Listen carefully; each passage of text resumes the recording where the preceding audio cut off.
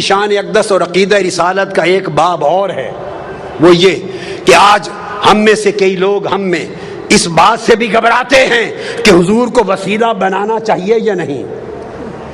آقا اپنی پیدائش سے پہلے بھی پوری کائنات کا وسیلہ تھے، ولادت کے بعد بھی ساری کائنات کا وسیلہ ہے، اور وفات کے بعد بھی قیامت تک حضور ساری کائنات کا وسیلہ ہے۔ آپ سمجھے میری بات؟ اور یہ خیال کہ توسل کا کوئی بیان نہیں ہے عقیدہ دین میں اور توحید میں، یہ بھی انکار۔ وسیلہ کا لفظ کسی نے نہیں کرا، خود وسیلہ کا لفظ قرآن نے دیا ہے، اور ارشاد فرمایا گیا یا ایھا الذین آمنوا اتقوا اللہ وابتغوا الیہ الوسیلہ وجاہدوا فی سبیلہ لعلکم تفلحون۔ ایمان والو، اللہ سے ڈرو اور اللہ کا قرب پانے کے لیے اس تک کوئی وسیلہ تلاش کرو۔ سورہ مائدہ آیت نمبر 35، پھر اللہ پاک نے فرمایا اولئک الذین یدعون یبتغون الی ربہم الوسیلہ ایہم اقرب ویرجون رحمتہ۔ یہ لوگ جو پوجا کرتے، عبادت کرتے ہیں، کچھ لوگ ملائکہ کی، فرشتوں کی پوجا کرتے ہیں، کچھ لوگ جنات کی کرتے تھے، کچھ لوگ حضرت عیسیٰ کی، کچھ حضرت عزیر کی، کچھ ان کے بت بنا کے پوجا کرتے۔ قرآن نے کہا جن کی یہ عبادت کرتے ہیں، خواہ وہ حضرت عیسیٰ ہیں یا حضرت عزیر، خواہ وہ جنات ہیں یا ملائکہ جن کے بت بنا کے عبادت کرتے ہیں، قرآن نے کہا ان کا اپنا عالم یہ ہے کہ یبتغون الی ربہم الوسیلہ، وہ خود خدا کا قرب چاہنے کے لیے وسیلہ تلاش کرتے ہیں۔ ایہم اقرب، کہ کون خدا کے زیادہ قریب ہے تاکہ اسے وسیلہ بنائے اور خدا کا قرب پالے۔ تو قرآن مجید نے اللہ کے مقرب بندوں کو وسیلہ بنانا قرآن نے نص کے ذریعے واجب بنا دیا۔ ارے وسیلے کو عقیدہ توحید کے خلاف سمجھنا یہ قرآن کا انکار اور شریعت قرآنی کی سے جہالت۔ پوچھو حضرت یوسف علیہ السلام سے، جب ان کے والد حضرت یعقوب علیہ السلام کی بینائی چلی گئی تھی اور ان کے 11 بھائی حاضر ہوئے مصر میں، جب وہ وزیر تھے، بادشاہ تھے مصر کے، اور بتایا کہ حضرت یعقوب آپ کے والد آپ کے غم میں، جب ملاقات ہو گئی تھی، غم میں رو رو کے بینائی دے بیٹھے۔ اب قرآن کہتا ہے جب پتہ چل گیا کہ بینائی چلی گئی تو کیا کرتے؟ یوسف علیہ السلام ہاتھ اٹھا کے دعا کرتے، عرض کرتے باری تعالیٰ میرے والد حضرت یعقوب کی بینائی لوٹا دے۔ آج صرف یہی طریقہ بتایا جاتا ہے نا، صرف یہ۔ تو یوسف علیہ السلام نے یہ کام نہیں کیا، کر سکتے تھے۔ اللہ کے پیغمبر سے بہتر توحید کو کون جانتا ہے؟ کرتے باری تعالیٰ میرے باپ یعقوب کو بینائی دے دے۔ حضرت یعقوب علیہ السلام خود نبی ہیں، خود نبی، وہ خود دعا کرتے مولا مجھے بینائی دے دے۔ نہ حضرت یعقوب نے خود براہ راست دعا کی، نہ حضرت یوسف علیہ السلام نے کی۔ تو کیا کیا؟ جب پتہ چلا کہ بینائی چلی گئی، اپنا قمیض اتار کے دے دیا۔ قمیض اتار کر قرآن کہتا ہے اذهبوا بقمیصی ھذا فالقوه علی وجه ابیات بصیرا فلما ان جاء البشیر فالقاه علی وجهه فارتد بصیرا۔ اپنا قمیض اتارا جو حضرت ابراہیم علیہ السلام کے وقت سے ان کے پاس چلا آتا تھا، اتار کے قمیض دیا اور کہا یہ میرا قمیض میرے والد حضرت یعقوب کے چہرے آنکھوں پہ رکھنا، اس کے وسیلے سے بینائی آ جائے گی۔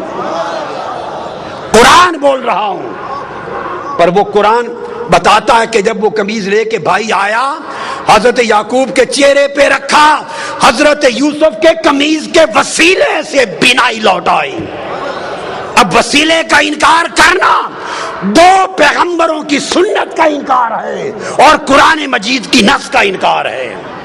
یہ کیسی جاہلانہ توحید ہے جو تمہیں وسیلے سے دور لے جا رہی ہے۔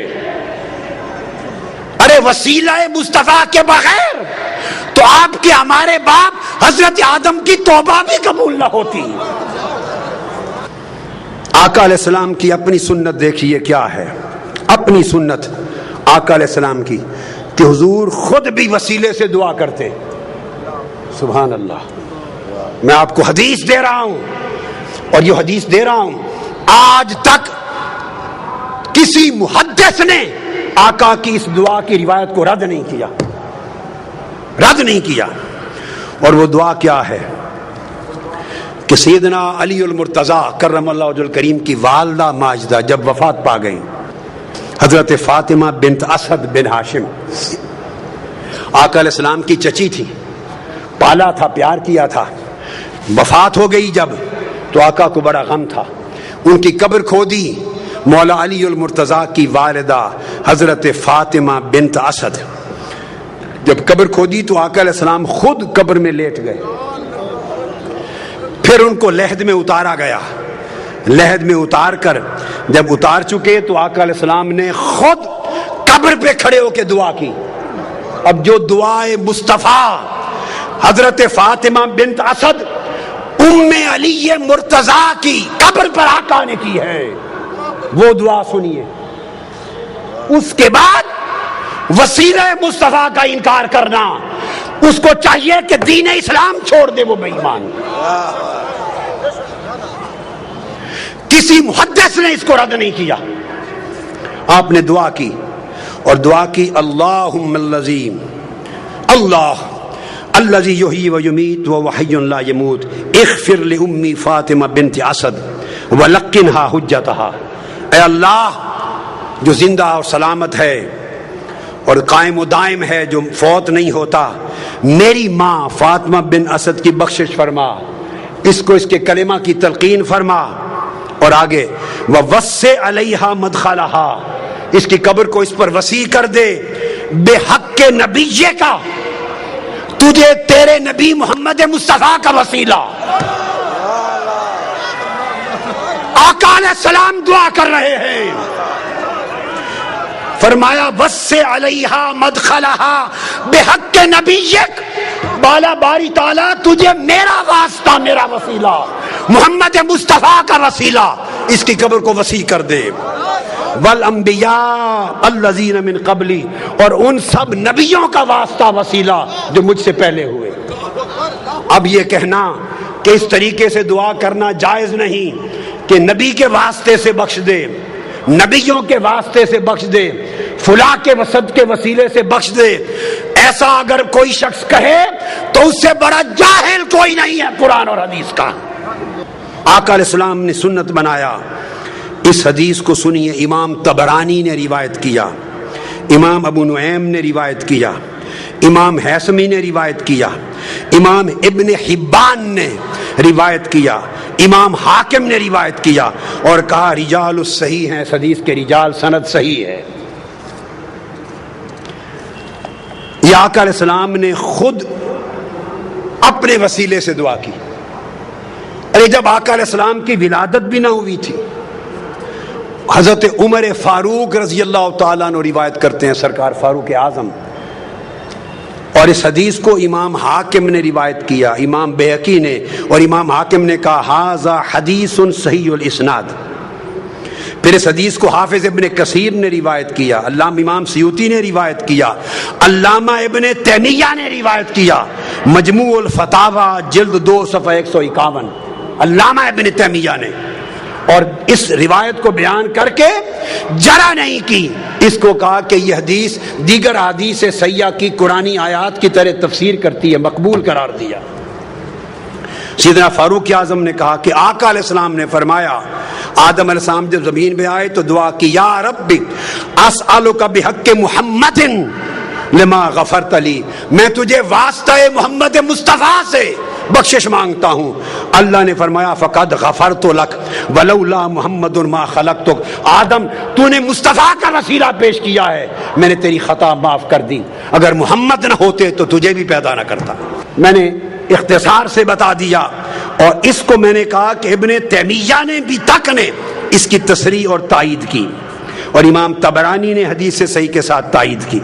اب میں اگلا حوالہ دے رہا ہوں.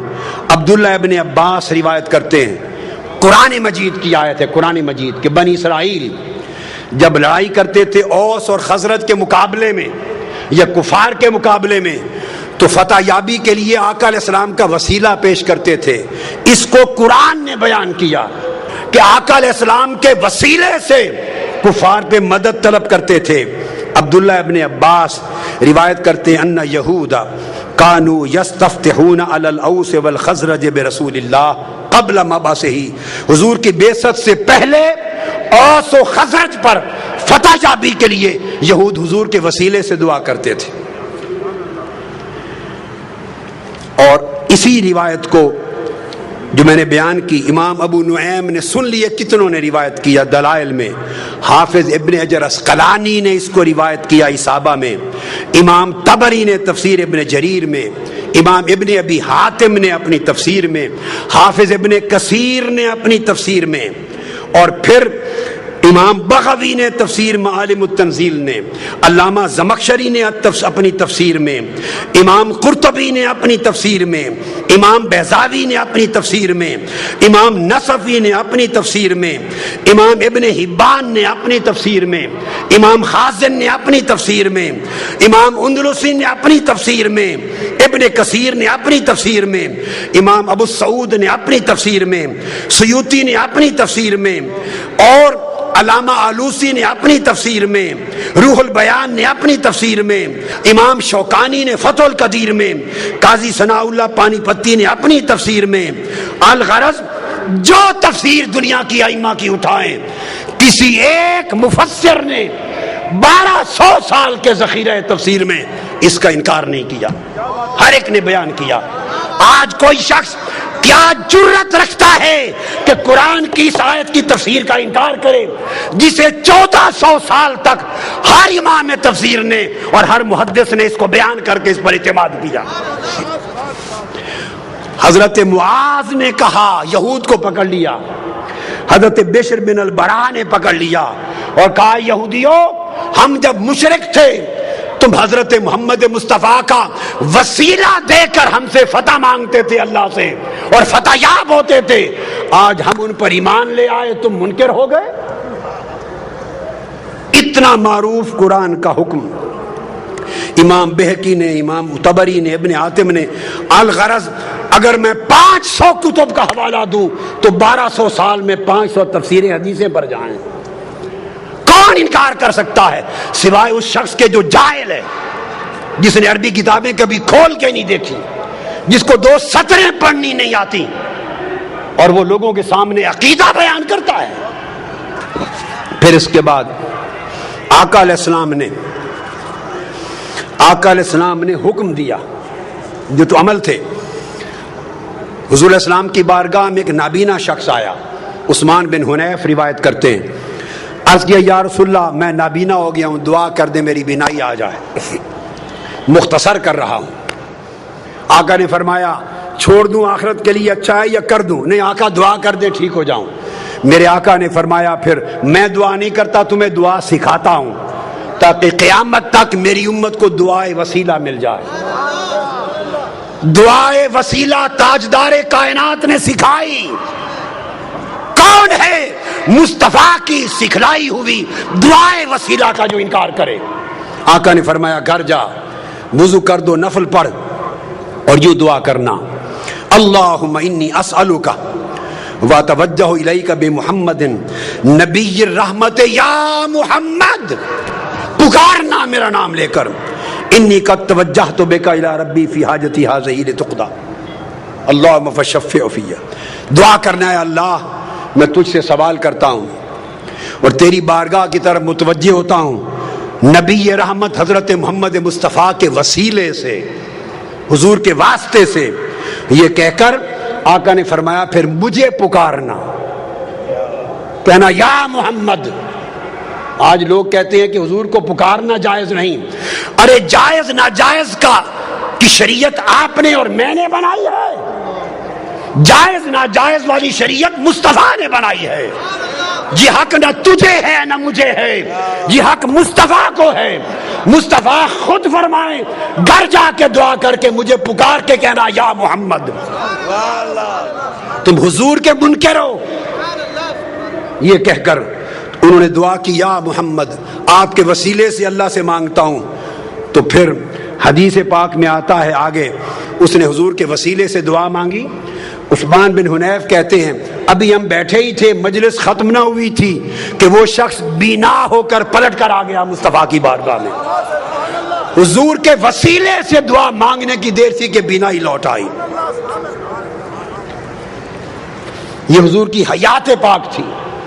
اب بعض لوگ یہ کہتے ہیں کہ وفات کے بعد حضور کو نہیں پکارنا چاہیے, اور وفات کے بعد آج حضور سے نہیں مانگنا چاہیے, وفات کے بعد حضور کا کوئی وسیلہ نہیں. ارے خدا کے بندو, اپنے من گھڑت دین کو لوگوں کو بیان کر کے گمراہ نہ کرو, وہ دین بیان کرو جو مصطفیٰ نے سکھایا ہے. اب یہی حدیث امام طبرانی روایت کرتے ہیں, اور امام بیہقی روایت کرتے ہیں, امام منذری روایت کرتے ہیں, اور لکھتے ہیں ھذا الحدیث حدیث صحیح. کوئی یہ نہ کہے کہ حدیث ضعیف دے رہا ہوں. ائمہ نے حدیث کو صحیح لکھا. کہتے ہیں وہی شخص حضرت عثمان غنی کا زمانہ تھا, وہ حیات تھا, وہ جس کی بینائی لوٹ آئی تھی حضور کے وسیلے والی دعا سے. ایک اور شخص تھا, اس کو کوئی کام تھا سیدنا عثمان غنی کے بعد, وہ بار بار جاتا, دروازے کے بواب اسے ملنے نہ دیتے, اس کی حاجت پوری نہ ہوتی, وہ پریشان ہو گیا.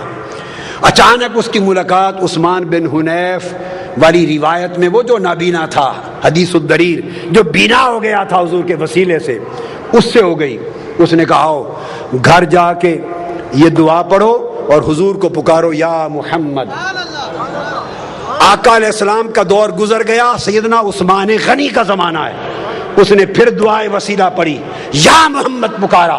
پکار کے پلٹا, اس سیدنا عثمان غنی کے دروازے پر گیا ہی تھا, جو بواب اسے کھڑا نہیں ہونے دیتا تھا, اس نے بازو پکڑا اور عثمان غنی کی کرسی کے ساتھ جا کے بٹھا لیا. وہیں اس کا کام ہو گیا. اور محدثین فرماتے ہیں کہ اس سے ثابت ہوا کہ قیامت تک جب حاجت ہو تو وسیلہ مصطفیٰ کی ان کلمات کے ساتھ دعا کی جائے.